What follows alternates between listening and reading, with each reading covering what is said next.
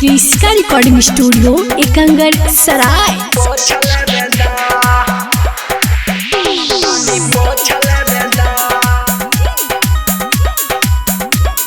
Presented by Kriska films.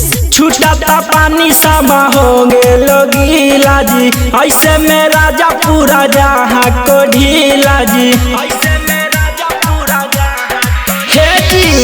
छूटा पानी सब हो गेलो गीला जी, ऐसे में राजा पूरा जहाँ को ढीला जी। टाइट कैसे होता सोच ले बेदा, टाइट कैसे होता सोच ले बेदा। राजा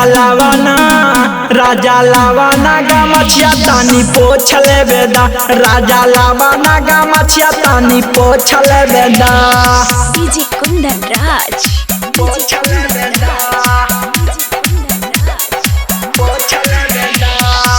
बात मानी राजा कुछ करी ना उपाई, टाइट जाई तबे नु मजा आई।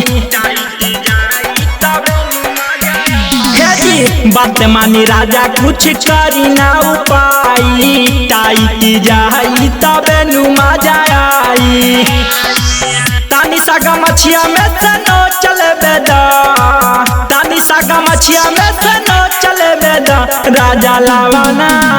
राजा लावाना टुकारिया तानी पोछ ले बेदा, राजा लावाना टुकारिया तानी पोछ ले बेदा। डीजे कुंदन राज।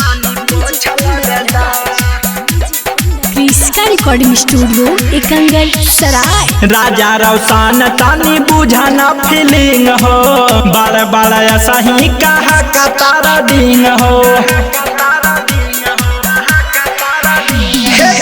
अर्जुना सीख तानी बुझाना फीलिंग हो, बड़ बड़ ऐसा ही कहा कतारा डिंग हो।